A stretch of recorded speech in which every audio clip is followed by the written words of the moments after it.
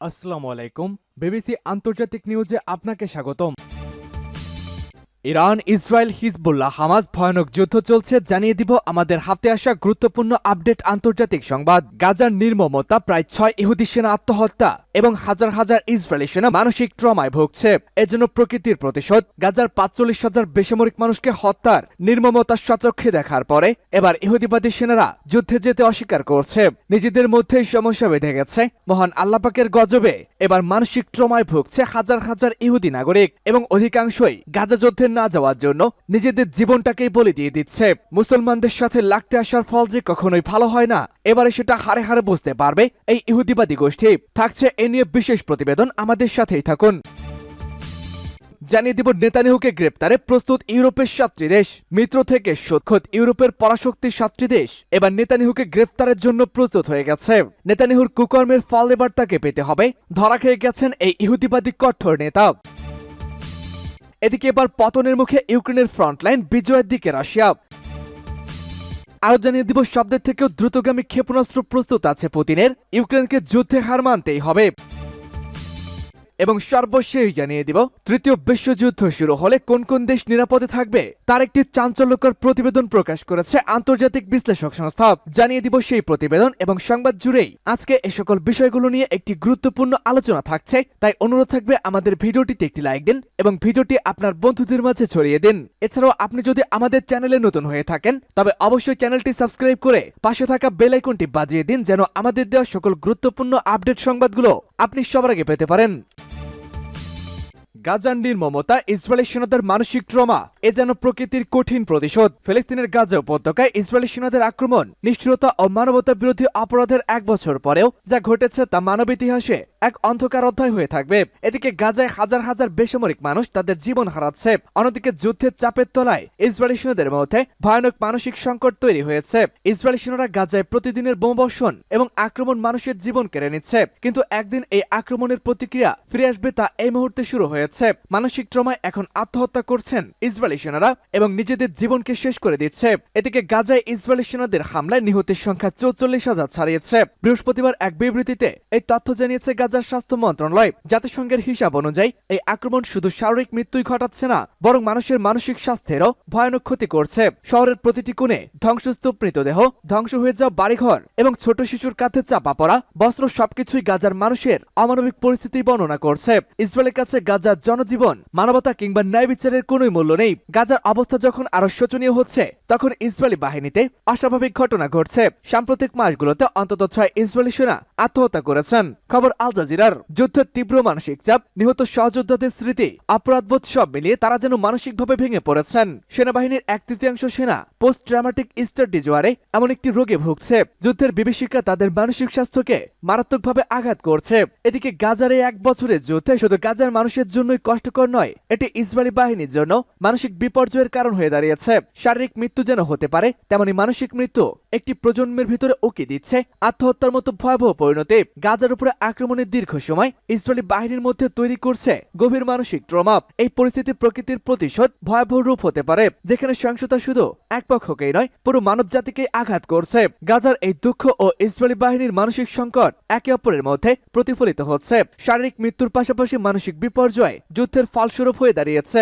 গাজার এই সংকট এবং ইসরায়েলি বাহিনীর মানসিক বিপর্যয়ের মধ্যে একটি প্রশ্ন উঠেছে, যুদ্ধ কি শুধু ভূখণ্ড দখলের জন্যই, নাকি এটি একে অপরকে ধ্বংস করে চলার একটি অন্ধকার চক্র? হয়তোবা প্রকৃতি একদিন এর প্রতিশোধ নেবে, যা শারীরিক নয় তবে মানসিক স্তরে গভীর প্রভাব ফেলবে। নেতানিয়াহুকে গ্রেপ্তারে প্রস্তুত ইউরোপের 7টি দেশ। যুদ্ধবিধ্বস্ত অবরুদ্ধ গাজায় যুদ্ধাপরাধ ও মানবিক অপরাধের অভিযোগে ইসরায়েলের প্রধানমন্ত্রী বেনিয়ামিন নেতানিয়াহুকে গ্রেপ্তারের জন্য যে পরোয়ানা জারি করেছে আন্তর্জাতিক অপরাধ আদালত, তা আমলে নিয়ে তাকে গ্রেপ্তারের প্রতিশ্রুতি দিয়েছে ইউরোপের দেশগুলো জোট ইউরোপীয় ইউনিয়নের 7টি সদস্য।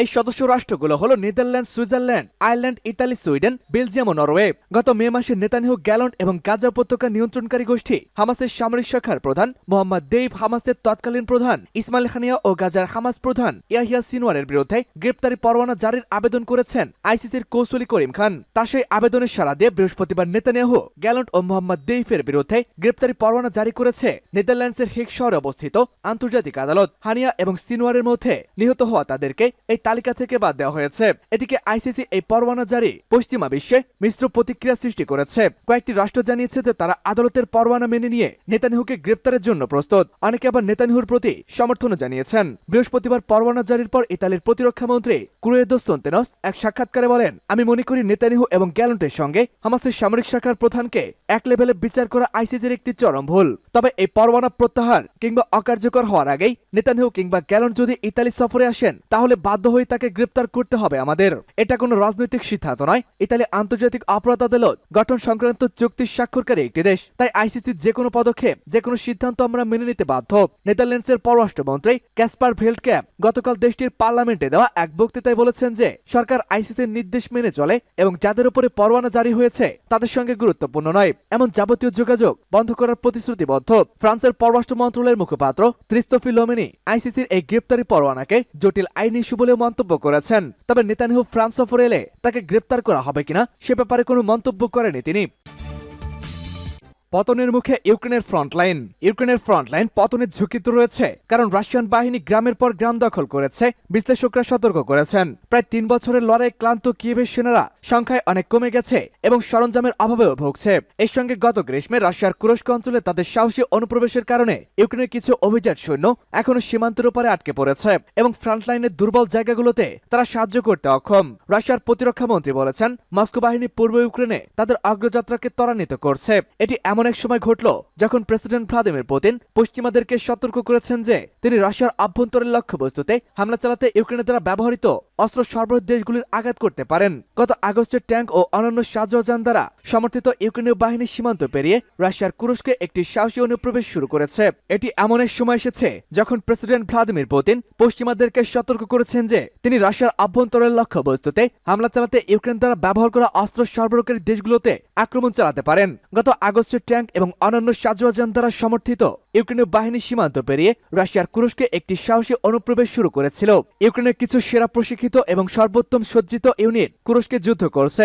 ধারণাটি ছিল যে কুরস্ক ভূখণ্ড হারানো পুতিনের কাছে রাজনৈতিকভাবে অগ্রহণযোগ্য হবে এবং রাশিয়া পূর্ব ইউক্রেন থেকে তাদের সবচেয়ে সক্ষম ইউনিটকে কুরস্কে মোতায়েন করবে এবং এটি একটি মুক্ত করার চেষ্টা করবে, যার ফলে ইউক্রেনের ফ্রন্ট লাইনে চাপ কমবে। ডক্টর মেরিনা মিরন একজন বিশেষজ্ঞ বলছেন, তিনি কলেজ লন্ডনের যুদ্ধ অধ্যয়নে, তবে এর পরবর্তীতে রাশিয়া ইউক্রেনের কুরস্ক অঞ্চলে আটকে রাখতে ইচ্ছুক বলে মনে হচ্ছে যখন এটি ইউক্রেনের সামনের সারিতে শাস্তিমূলক হামলা চালাচ্ছে সফলতার সাথে।